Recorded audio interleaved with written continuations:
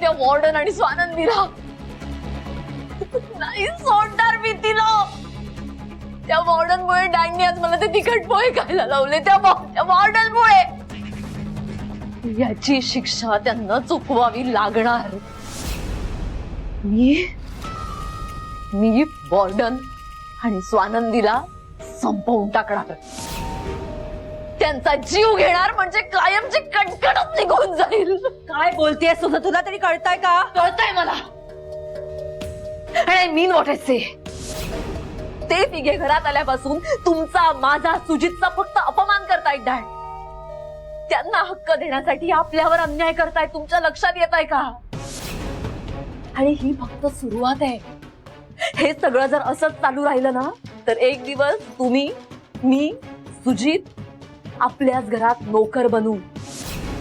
तो अनवरस मुलगा मणी आणि त्याची ती मोलकरीण बायको मालकीण म्हणून आपल्याला हुकूम सोडतील. मम्मा बरोबर आहे संचिता तुझं. राग मलाही येतोय, दुःख मलाही आहे. शांत डोक्याने विचार कर. अगं तुला तर फक्त अपमानाचा राग येतोय. माझा विचार कर. माझा नवराही राम घेतलाय त्या बाईने. तळ पायाची आग मस्तकात जाते तिला बघितलं तरी.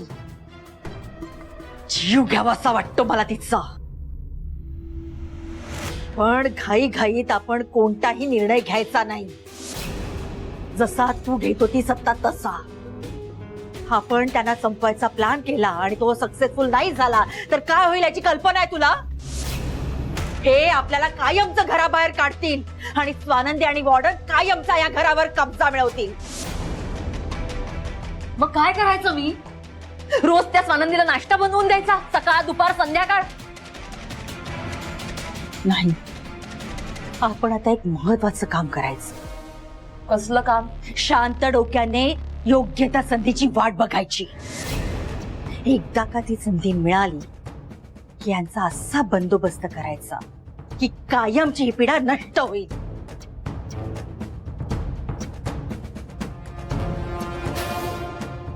संचिता शांत हो जरा.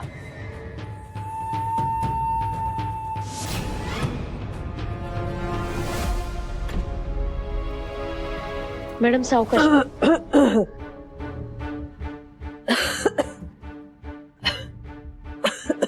मॅडम खूप त्रास होतोय का? जळजळ होतीये का? मी पाणी देते.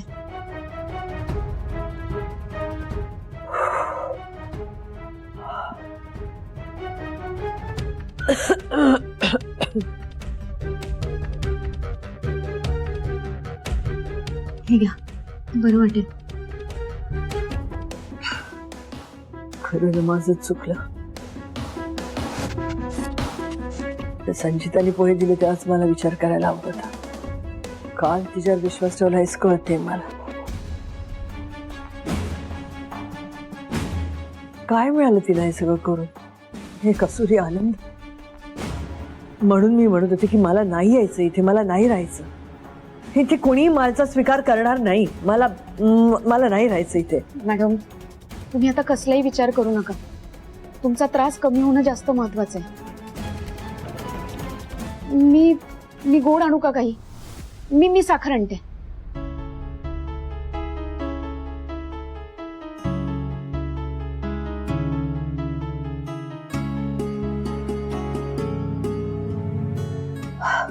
मॅडम थंड दूध घ्या. भरपूर साखर टाकली याने आराम मिळेल. नाही म्हणजे आता मला काहीच प्यायची इच्छा नाही रे. खरंच नको. मॅडम हे औषध म्हणून घ्यायचंय तुम्हाला. घ्या बघू. अरे नको म्हटलं ना मी म्हणतोय ना, तुम्ही घ्या. माझ्यासाठी घ्या प्लीज.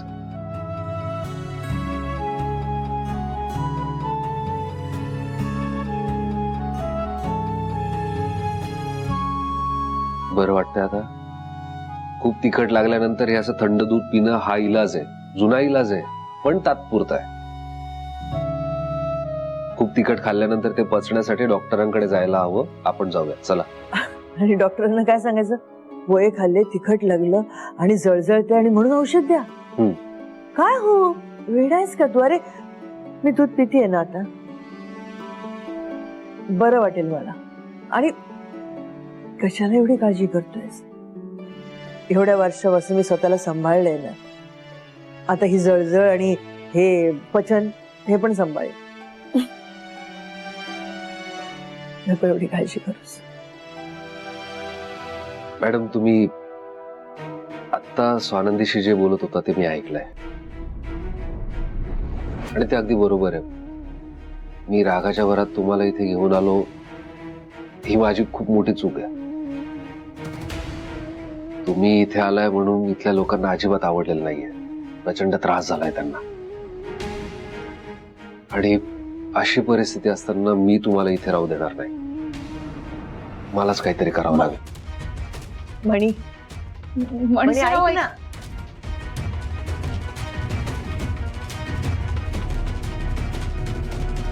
काय चाललंय याच्या डोक्यात कोणाला माहिती.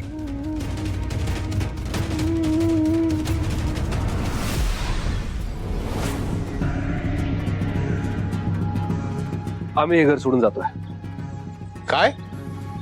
स्पष्ट मराठीत सांगितलं, आम्ही हे घर सोडून जातोय. अरे काय बोलतोयस तू? काय झालंय काय नक्की? काय झालं? जे झालं ते तुमच्या डोळ्यासमोर झालं, तरी सुद्धा विचारताय काय झालं? राजकारणाला तुमच्याकडून शिकावं.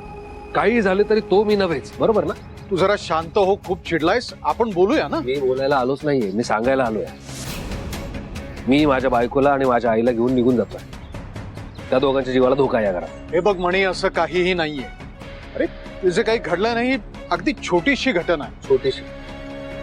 ही तुमच्यासाठी छोटीशी असेल, माझ्यासाठी नाही. माझ्या आईला त्यामुळे काय त्रास झालाय, इनफॅक्ट होतोय, हे मी आत्ता बघून आलोय. काय म्हणाला होता तुम्ही? एकत्र गुन्हा गोविंदाने या घरात राहू. माझ्या आईला हक्क मिळवून देणार होता ना तुम्ही?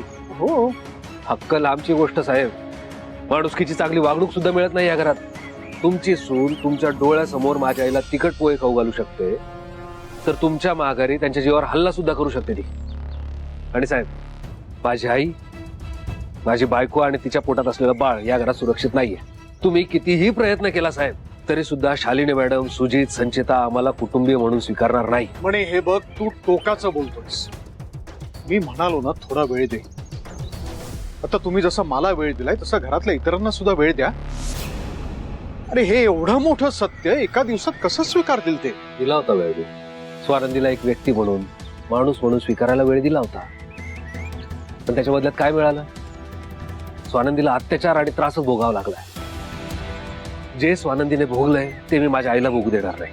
आणि तुम्ही कितीही प्रयत्न केला ना, तरी तुमचे कुटुंबीय आम्हाला कुटुंबीय म्हणून स्वीकारणार नाहीये.